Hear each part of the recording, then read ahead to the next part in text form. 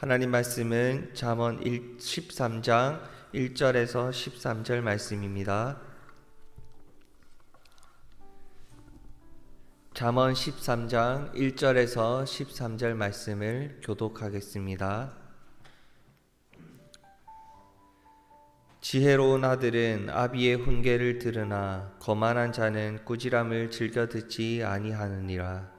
사람은 입의 열매로 인하여 복록을 누리거니와 마음이 괴사한 자는 강포를 당하느니라. 입을 지키는 자는 자기의 생명을 보전하나 입술을 크게 벌리는 자에게는 멸망이 오느니라. 게으른 자는 마음으로 원하여도 얻지 못하나 부지런한 자의 마음은 풍족함을 얻느니라. 의인은 거짓말을 미워하나 악인은 행위가 흉악하여 부끄러운 데에 이르느니라. 공의는 행실이 정직한 자를 보호하고 악은 죄인을 패망하게 하느니라. 스스로 부한 채 하여도 아무것도 없는 자가 있고 스스로 가난한 채 하여도 재물이 많은 자가 있느니라. 사람의 재물이 자기 생명의 속전일 수 있으나 가난한 자는 협박을 받을 일이 없느니라. 의인의 빛은 환하게 빛나고 악인의 등불은 꺼지느니라. 교만에서는 다툼만 일어날 뿐이라. 권면을 듣는 자는 지혜가 있느니라. 망령되이 얻은 재물은 줄어가고 손으로 모은 것은 늘어가느니라. 소망이 더디 이루어지면 그것이 마음을 상하게 하거니와 소원이 이루어지는 것은 곧 생명나무니라. 함께 읽겠습니다. 말씀을 멸시하는 자는 자기에게 패망을 이루고 계명을 두려워하는 자는 상을 받느니라. 아멘. 요즘은 함께 대화를 할 수 있는 아들 시우가 참 사랑스럽게 느껴집니다. 주로 어떤 말을 할까요? 시우는 자기가 들리는 말을 자기가 내뱉습니다. 자기에게 들리는 단어나 문장을 주로 사용을 하죠. 귀에 들리는 단어를 알아가고 귀에 들리는 문장을 말하기 시작합니다. 요즘 들어 시우가 자주 부르는 찬양은 기도하며 살래요 예수님처럼 예수님 사랑해요 라는 찬양입니다. 그래서 이 시우가 들리는 말을 배우는 말을 바로 자기가 입술로 내뱉구나 라는 것을 깨닫고 난 뒤로부터는 시우 앞에서 말하는 것을 상당히 조심합니다. 행동도 조심하게 되었죠.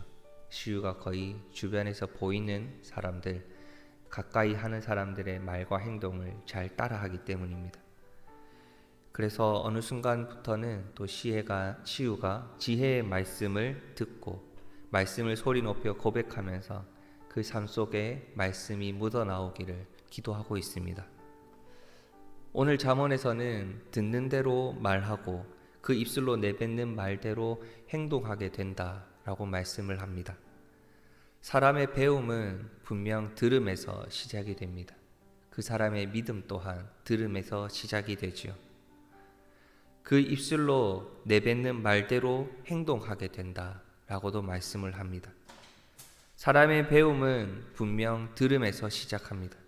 따라서 하나님의 말씀을 듣기 싫어하는 사람, 하나님의 말씀을 잔소리나 꾸지람처럼 느껴지는 사람은 하나님 앞에서 배움과 지혜에서부터 멀어질 수밖에 없습니다.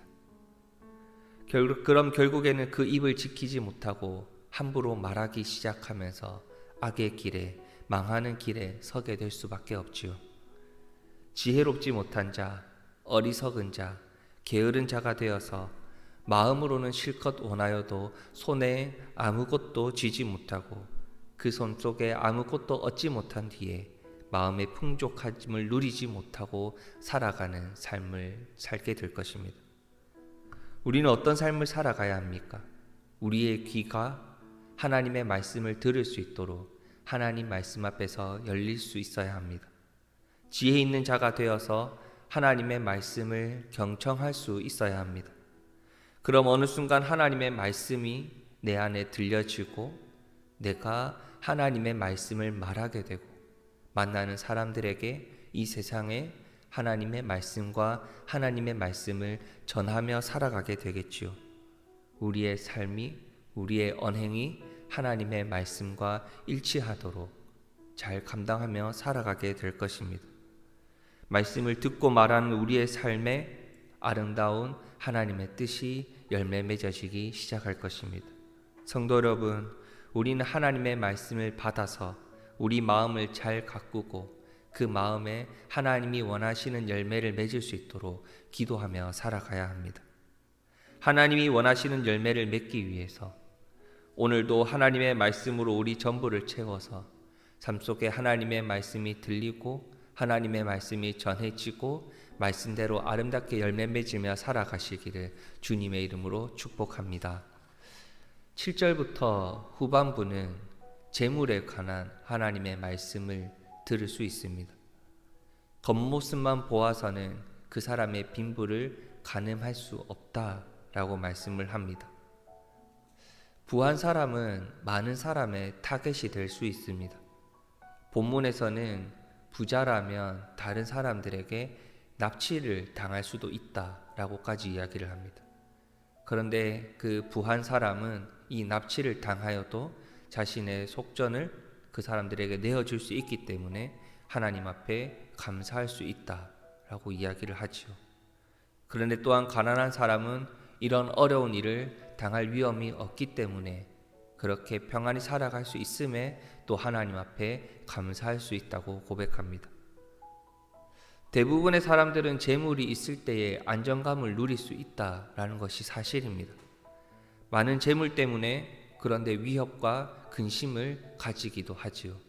가끔은 그 재물에 마음이 빼앗겨서 재물이 가는 대로 우리의 마음이 흔들릴 때도 많습니다.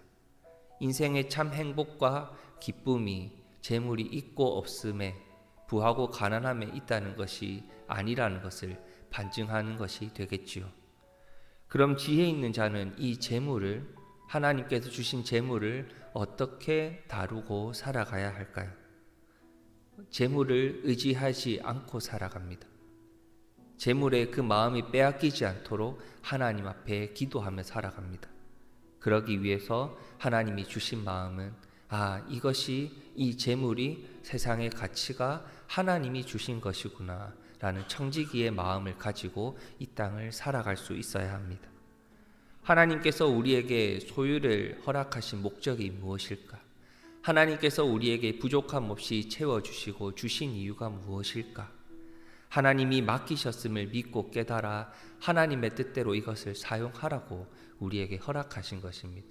하나님의 뜻대로 하나님께서 주신 대로 이것을 사용하며 살아갈 때 우리는 하나님이 주신 기쁨과 감사함을 누리고 이 땅을 살아갈 수 있기 때문입니다. 청지기로서 성실하게 정직하게 하나님 뜻대로 이 주어진 것을 사용하며 살아갈 때에 이것이 우리의 최선의 모습이며 하나님께 칭찬받을 수 있는 유일한 길입니다. 그런 부족함 없이 채워주시고 은혜 베푸시는 하나님을 나의 하나님으로 참으로 고백하게 되고 하나님이 내게 어떠한 은혜와 사랑을 베풀어 주시는지 그것을 누리며 살아갈 때 깨닫게 될 줄 믿습니다. 우리 삶의 주인은 오직 하나님 한 분밖에 없습니다. 우리가 이 말씀을 통해서 고백하는 것, 나의 삶의 주인은 하나님이시라는 것은 내게 주어진 모든 것이 하나님의 것이라는 것을 고백하는 것입니다. 우리에게 주어진 것, 내 것이다, 나의 것이다. 나의 욕심이 생겨나기 전에 모든 것을 하나님의 것이라 고백하고 하나님께서 주신 것을 하나님의 뜻대로 사용하고자 하는 믿음, 그 믿음을 붙들기 위해 우리는 기도할 수 있어야 합니다. 오늘 하루 하나님의 뜻을 말씀의 지혜를 통해 깨달아서 하나님이 잘했다 칭찬하실 수 있는 참된 청지기의 삶을 살아가시기를 주님의 이름으로 축복합니다. 이 시간 기도하실 때에 하나님의 말씀을 받아 우리 마음을 잘 가꾸며 그 마음 속에서 나오는 선하고 복된 말씀을 씨앗으로 심어 세상에 전하고 생명의 열매를 거두며 살아갈 수 있도록. 기도의 제목이 너무 길었습니까? 하나님의 말씀대로 살아갈 수 있도록, 하나님의 말씀을 말하며 살아갈 수 있도록, 말씀대로 열매 맺으며 살아갈 수 있도록 기도하길 소망합니다. 두 번째는 하나님께서 주신 재물을, 세상의 가치를 하나님의 뜻대로 사용할 수 있는 참된 청지기의 삶을 살아갈 수 있도록 같이 기도하길 소망합니다. 마지막으로 우리 교회를 위해서 기도합니다. 늘 귀한 말씀을 하나님 앞에 듣습니다. 오늘도 많은 성도님들이, 모든 성도님들이 말씀대로 살아갈 수 있도록 하나님께서 보내시는 삶의 현장에서 말씀대로 살아갈 수 있는 그 믿음을 꼭 붙들 수 있도록 이 시간 같이 기도하시고 자유롭게 집으로 돌아가시겠습니다. 기도하시겠습니다.